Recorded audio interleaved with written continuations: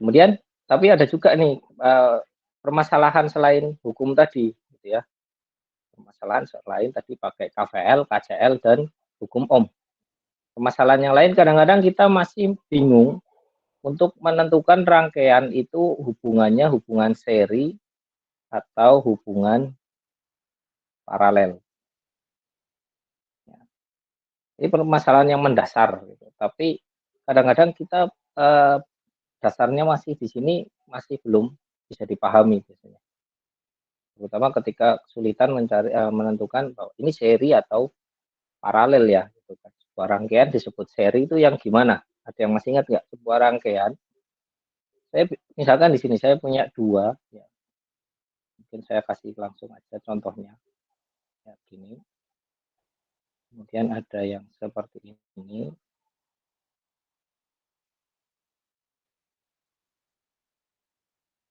Kayaknya gampang gitu ya. Ya namanya baru pertemuan awal-awal ya saya kasih yang gampang-gampang dulu lah. Jangan yang susah-susah. Ya, ini ada rangkaian satu, ini ada rangkaian dua. Ya. Yang seri itu yang rangkaian satu atau yang rangkaian dua? Rangkaian satu, Pak. Rangkaian satu, Pak. Ya. Rangkaian satu ini seri. Yang rangkaian dua itu paralel. Kenapa disebut seri yang rangkaian satu? Soalnya dia berurutan, Pak. Berurutan. Tidak ada Indikator percabangan. berurutan itu tidak ada percabangan, ya. Tidak ada titik percabangan ya. Bisa, tapi bisa juga titik percabangan itu bisa tidak menunjukkan bahwa dia paralel juga. Jadi kata kuncinya juga tidak harus percabangan ya, kalau paralel. Jadi kalau seri, istilah seri, kita lihat dari ujung komponen satu dan ujung komponen dua. Ya, ujung komponen satu dan ujung komponen dua. Untuk membedakan dia seri atau paralel, kita lihat, kita cek ujung-ujungnya. Jadi komponen ini kan punya ujung ya, punya lambang, lambangnya itu ada ujungnya. Nah, kalau ujung ini ketemu ujung lagi dengan ujung yang berbeda, itu disebut dengan seri. Jadi dia punya ujung satu di sini, tapi dia ketemu dengan ujung rangkaian yang berbeda atau dengan ujung komponen yang berbeda. Maka dua komponen ini disebut seri. Dicek lagi dengan sebelahnya. Dengan sebelahnya di sini ternyata ini dua ujung ini itu juga saling bertemu nih, gitu ya. Bertemu membentuk sebuah runtutan. Ini juga disebut seri. Ya. Sehingga saya bisa simpulkan satu rangkaian ini disebut dengan seri. Jadi kita lihat ujungnya aja. Ya. Ujung ini melanjutkan atau ujung dari resistor yang kedua ini melanjutkan dari ujung resistor satu enggak? Ujung resistor 3 melanjutkan ujung dari resistor 2 enggak?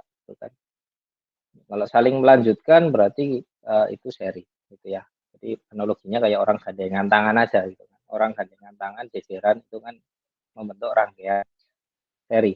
Ya, tangan yang satu menggandeng tangan yang lain dan seterusnya. Ya.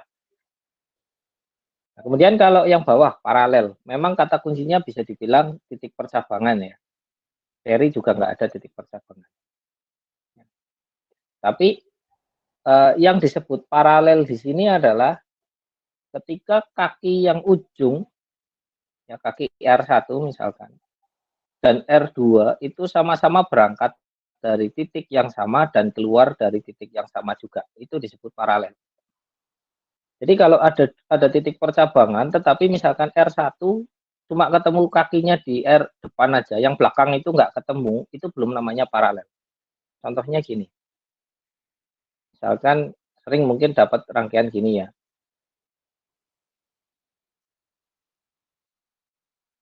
Misalkan gini. Nah, misalkan. Ini kan sudah agak sedikit nyampur ya. Ada R1, ada R2, ada R3. R1 itu tidak paralel dengan R2. Kenapa? Karena R1 itu berangkat dengan R2 memang berangkat dari titik yang sama. Tetapi ketika keluar R1 itu ada di belakang, R2 tidak ketemu gitu ya. Tidak ketemu dengan R1 di sini. R2 dengan R1 tidak ketemu. Maka ini bukan paralel. R1 dan R2 bukan paralel. Demikian juga dengan R1 dengan R3. Ini juga bukan paralel. Kenapa? Karena R1 dan R3 itu hanya ketemu di ujung belakang. Ujung depannya nggak saling ketemu.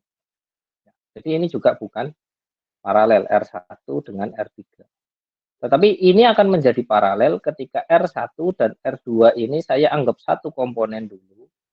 Ya, misalkan saya ganti dengan R23 misalkan. Saya ganti namanya R23.